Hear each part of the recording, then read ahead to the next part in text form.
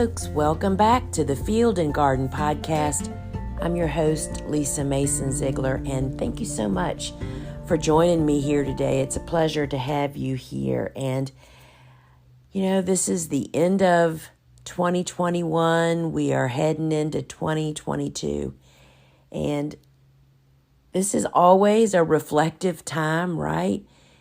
And I am just one of those people that can just bury myself in lists of things to do, things I want to do, plans, ideas, projects, cool stuff, fun stuff, necessary stuff. I don't know if you're like that, but I can quickly just pile it on.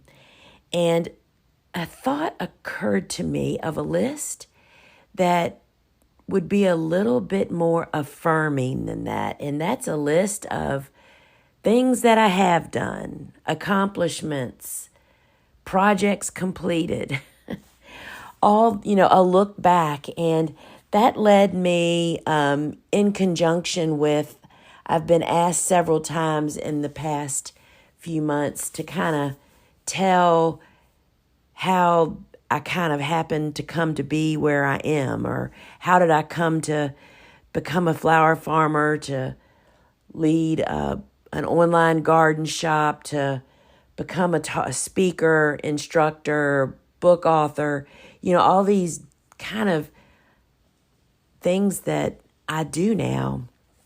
And so I've titled this podcast, this episode, An Unlikely Pathway, because friends, I feel like I am the most unlikely suspect to be doing all these things that I have come to do. And so I'm going to just kind of use this to not only inform those people that are interested, but to also remind myself that something that somebody said to me, you've come a long way, baby. And that is pretty true. After I just jotted down kind of my talking points, I thought, good gracious, we have done a lot. And I don't mean just done a lot. We have helped a lot of people. We have had a lot of fun. We have opened a lot of doors for us and for others. And it's really pretty, it's helping me already, and I haven't even shared it with you guys yet. So it all started for me back in 1998. Prior to that time, I had been working as a business manager of an animal hospital. Totally, completely loved my job. Really had great respect for the man that I worked for, and really learned a lot of my business skills, or at least the baseline of business in that job, because I really knew nothing about small businesses at that point in time. I had just had regular jobs as teenager and young adults do, and I didn't really understand the scope of how deep and wide a small business is when you are sitting on the top of the pile. So I was barely a gardener at that time, and I had been dabbling in garden when I happened to meet Steve, who is now my husband, and that romance kind of not only, fulfilled my life, but fed my gardening interest that was just getting started, because Steve and his family were big gardeners. And I kind of tell that story in Vegetables Love Flowers, that book, as well as a little bit in Cool Flowers. So I'm not going to go down that rabbit hole of just how his family and his home just really fed this interest that I was developing in gardening. And it just really felt like door after door really opened when I was willing to really stick out my neck. I mean, what was the first thing I did? I asked Steve Ziegler out on a date, y'all. If I hadn't done that, I'm pretty sure we would not be married today. because he was consumed in a small business. But anyway, so funny that I feel like Steve's mom now. I remember when I joined the family of her remarking about how she and her husband, my father-in-law, started Ziegler Plumbing, decades before, and she reminisced and was, I understand now, she was impressing upon Steve and his brother and his sister Teresa, the three who took over the business, with how hard their dad worked and the sacrifices they made to make that big business go. And I see it now as Steve and his brother and his sister are running it. And now the third generation has joined the company, and how the chit chat is no longer his mom impressing me and our generation, but we are the chit chatters about the craziness of business and how much sacrifice and grit and hurt and reward we have all experienced to make it possible for this third generation. Gosh, that was a rabbit hole. Sorry, y'all, but it's just, there's a lot of full circles coming around these days, as it seems. So, I started farming and I joined our first farmers market here, which is one of the really successful ones here on the East Coast, the Williamsburg Farmers Market. I was the founding flower vendor, and that changed my life because it brought me in front of, as a flower grower, in front of the end user, the people that are buying the flowers and taking them home and using them. And so it didn't take long for me to start getting requests from various different groups about coming and telling them about what I was doing. And to my recollection, the very first group I ever spoke to was a graduating class of master gardeners in one of the local municipalities here. And y'all, I was so terrified. They said, we just want to hear about what you're doing. But what happens, I think, so often, and I see this happening as my peers of other garden writers and people that are speakers, we feel like we have to have such earth-shattering information to share with people in programs sometimes, because when we start talking about what it is that we do every day, it's just like old school to us. But what we just don't understand is that the general public doesn't have access to what you're doing. And sometimes it is just the most basic information that they really need and want and crave. And sometimes we just don't even give them that, right? And so I think back to when I first started, I had that pressure that I needed to tell them about the super special stuff I was doing. But in fact, what became very clear to me very early on was that folks, the people that I was speaking to, who back then was primarily master gardener groups and garden clubs here in my region, is they just wanted to hear the simple steps that helped me to succeed to grow such great flowers. And it just did not resonate with me for quite a bit of time, that in fact it was those simplified steps that they were really hungry and eager for. Now, I do want to say that simplified is not always the answer to everything, but I will tell you it was the answer to my success in many, many areas of life and business, meaning that because of me keeping it simple, that's what led to my secret sauce, the success of everything that I was doing. Now, it's not always the answer, but it has served me so incredibly well as a gardener to then embark on farming, but it also served me super well in launching a business and building this business. So what I wanted to really just share, which I feel like was such a gift to me, is that my circumstances when I started farming, 2 decades ago, was I had really limited opportunities. That was for several reasons. First off, we barely had the internet, y'all, if you can even believe that.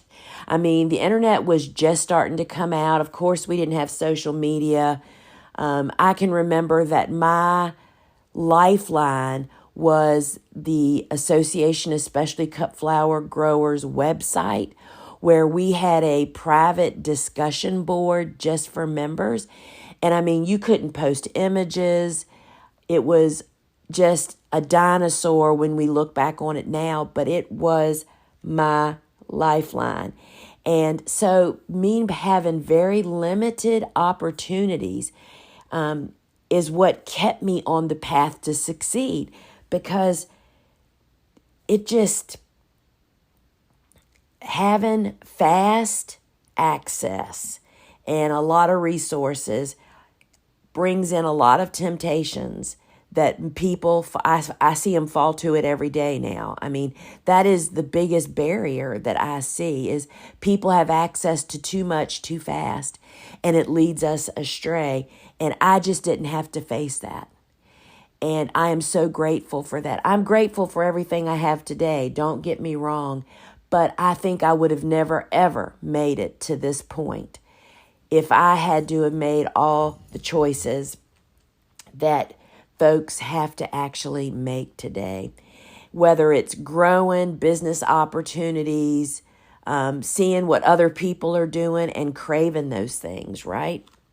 So back to, sorry, y'all, went down that rabbit hole, but I do feel like that's a huge stepping stone of how I got to where I got today. And what people face today is they are so scattered, and I am easily scattered. So I feel certain that I would have never made it if I had everything that you all have today. It is really, really hard to put blinders on. Had blinders by virtue of I lived in the middle of the city, had very little land, had virtually no experience farming. I didn't have access to other people. There were really no other farmers, pretty much even in my area, for me to connect with. And until I connected with the ASCFG, which was several years into my farming, because I'll be real honest, once I started growing, my success was so good that I was too busy growing and selling to really venture out anywhere beyond that. And so what happened for me is that because of my limited land, our entire property when I first started growing was 1.17 acres. So that's less than 1.25 acres. And on that land was my home, a garage, which was in fact a cottage back in the day that Steve's parents actually lived in for the first 2 years of their life. Another building, which we refer to as the inn. You've seen that on the front of that's what's on the front of Cool Flowers. It's been on the cover of magazines. It's like I think it's like 12 by 16, a little shed is what it's called. And there were 3 other shed buildings. One was a workshop of Steve's grandpa, a large chicken house, and then a smaller chicken house.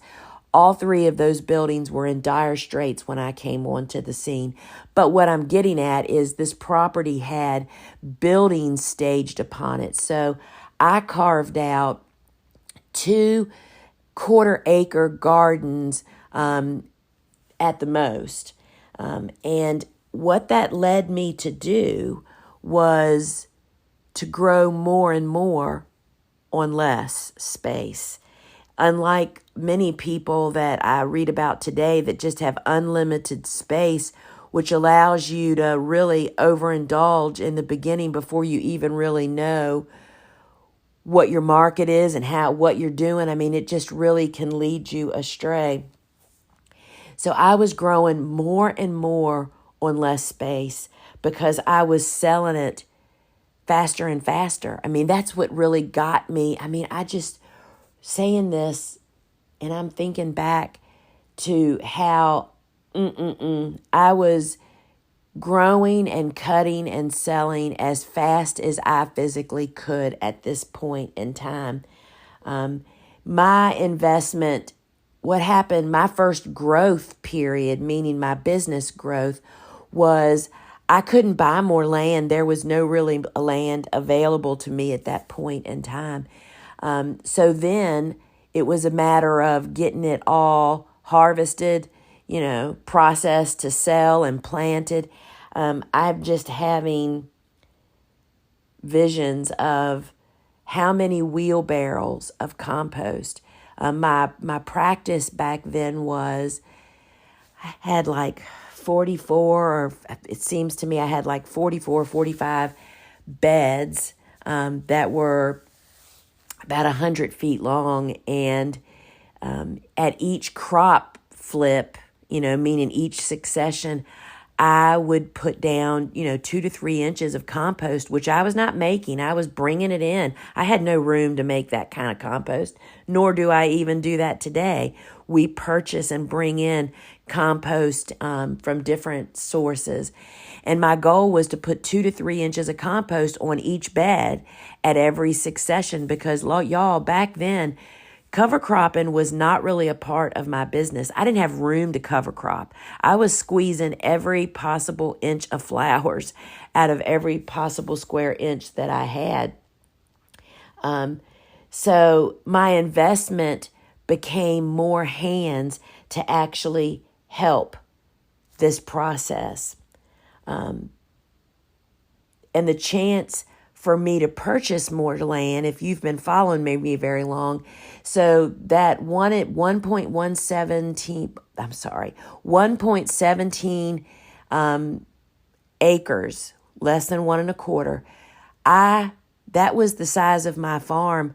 I just looked this up. I think it was in 2008 was when we had the opportunity to purchase an 1.5 acres that actually adjoined our property, which that's a whole nother story. Whoever dreamed that would be possible? And so that chance did come. But let me just add here that I was so well primed for that opportunity and to make the most out of it because for 10 years, I had been working my butt off, squeezing the most out of this small space, building my business, learning how to farm, how to manage it, because there's no bigger flash of how much you don't know about farming than to be a gardener and to become a farmer and how different that is, right? So I learned how to farm. I'm not saying that I had mastered it all, but I had a good start. And then I had built my business. I had stacks of customers chomping at the bit, which led me to be able to have people standing in the wings just waiting. And the other part was I really fully experienced how much building my soil. If I'd have had 2 acres of garden to do, I'd have never experienced how much building your soil, preserving it, protecting it, giving it what it needs. I would have never reap the rewards of being able to get the most out of my garden had I had so much space that I hadn't had the opportunity to do that. I would have never been able to wheelbarrow enough compost, which is how I did it for that first 10 years. And I just built my soil like crazy and reaped the benefits of that, which was another eye-opening experience. I just kept squeezing in more plants, tighter and tighter, but having great rewards. And that was because my soil was in such amazing shape, which of course, I tell that story in Vegetables Love Flowers about how Steve's grandpa had already been doing that. I continued what he did, and it just really rewarded me, which is what kept feeding me, right? So during that time, I also did a little dabbling during that time before I got additional land. I did go down that rabbit hole of growing more perennials and bulbs. And again, for anybody following me now knows that I grow annuals. 90% of what I grow is annuals. And it was based on my experiences during this time. So during that time of when I was growing, squeezing as much as I could out of a small space. And then I did plant some perennials and some bulbs. But what I learned was that the return from those perennials, I'm not speaking of peonies. Peonies are those ones that I actually had that opportunity to have a lot of mature roots, so I got a lot of bang for my buck, right? So I'm not speaking of peonies, but I planted several other perennials that don't even come to mind right now which ones they were. But what I learned was that for the amount of work and real estate that they required, the return was not what I was experiencing in growing annuals. It just didn't pan out for me in such a small space. So it was really easy for me to say, you know what? I can just grow more annuals and embrace more of what I am doing and the success without them. And that's kind of what led me down this path. And it can certainly be different for somebody else. But I really reaped the rewards of annuals and then totally exploited them. Growing, there's just so many benefits to growing annuals. And I did do a previous episode of why I grow annuals. So I'm not going to go down that space. So right before I had the opportunity to buy that additional land in 2008, I was growing so much, y'all, on this little 1.17 acres and had so much market demand that I literally crashed and burned. I got so burnt out and so exhausted. That was really, really a crazy time. So that is sometimes when you get your best ideas. And so in 2005, well, actually it started to happen in 2004, I thought, I can't do this anymore. I don't have enough land to expand my growing operation to really justify hiring people and to be able to earn enough, meaning I didn't think that I could earn enough from this small space to have a payroll, to have extra help to relieve me of almost killing myself working, farming.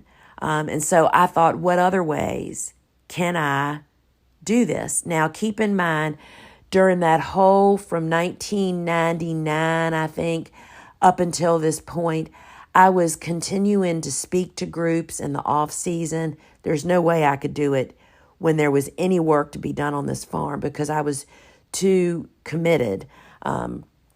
So I was continuing in the dead of winter to speak to a few groups, and what really became evident to me during those years is that not only were people incredibly hungry for this simplified method that I was following of gardening, which led me to farming, but that perhaps my strongest, greatest gift was sharing that with people, with just kind of cutting to the chase and telling them this is the black and white steps that I follow, and this is what it did for me.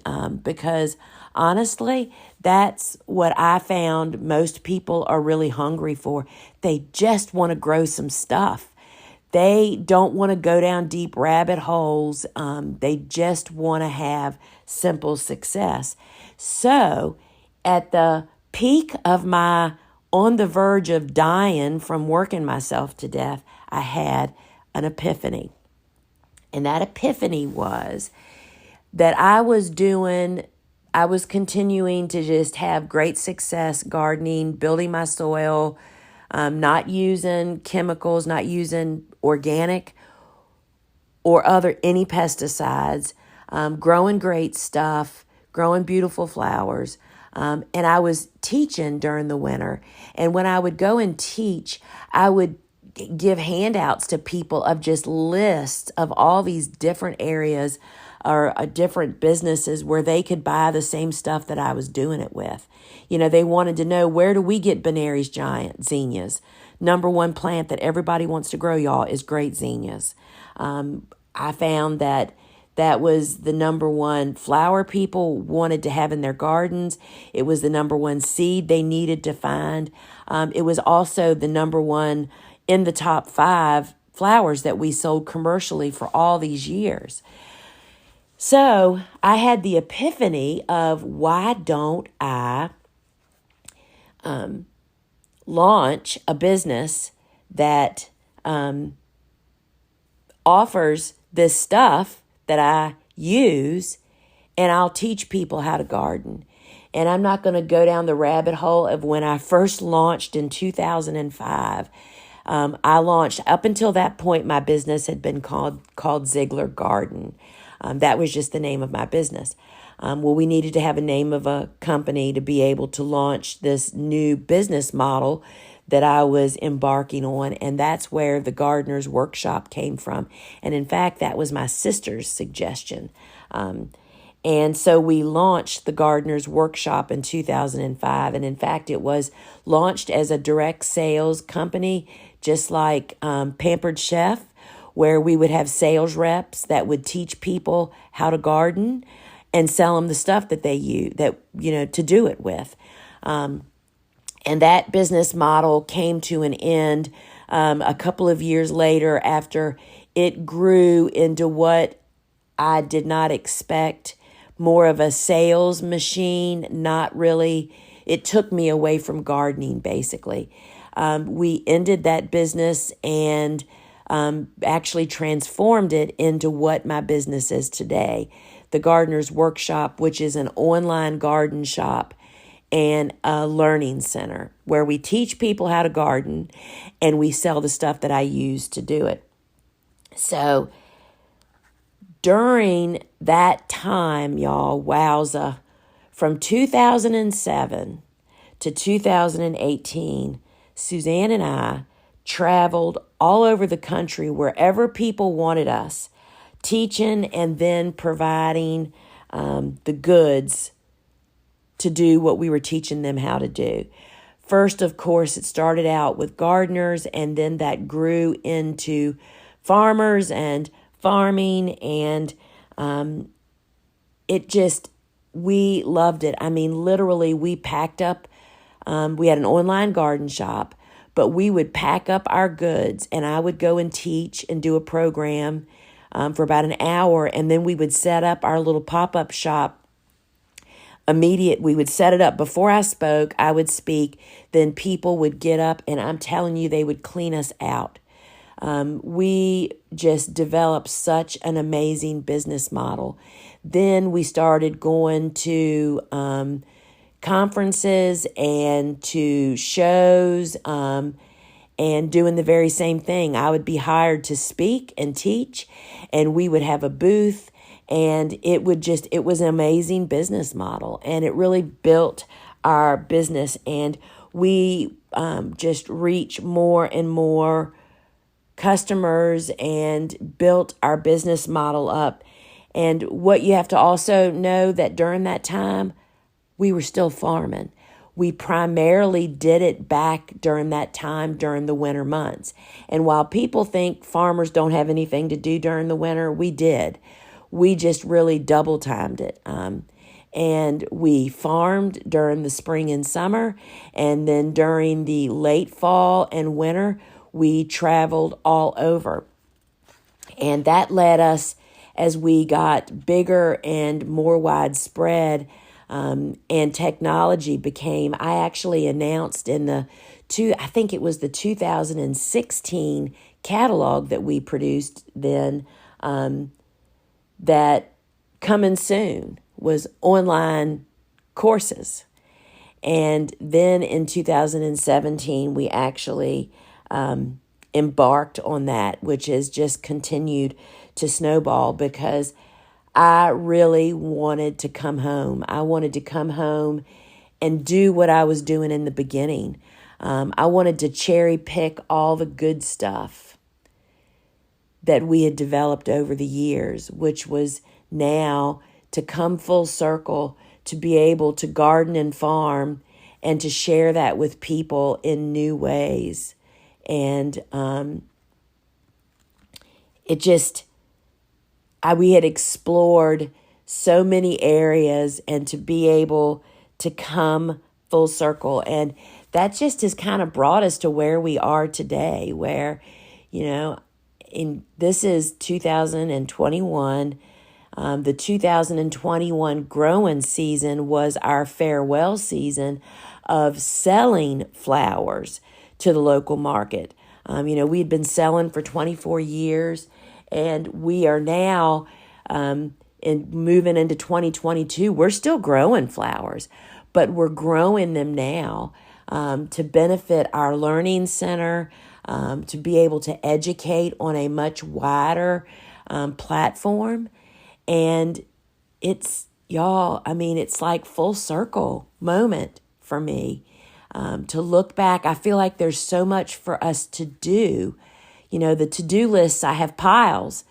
But when I look back at what we've done and what has really come out of this opportunity, what I see the need for people, particularly in the farming world and flower farming, is not only to just learn what to do, but what I see our business model, you could almost call it my mission of my business, is to provide a good guide. And what I consider a good guide for people is one that not only gives you what you need to do the job, but one that leads you while you are on that way, while you're doing it.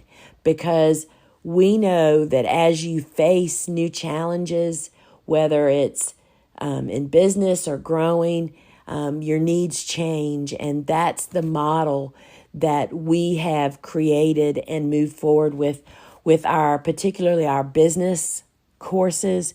That's the whole reason that even after the courses, your school is done for whatever area, subject you choose, you have ongoing access to your instructor. And this is like a dream moment.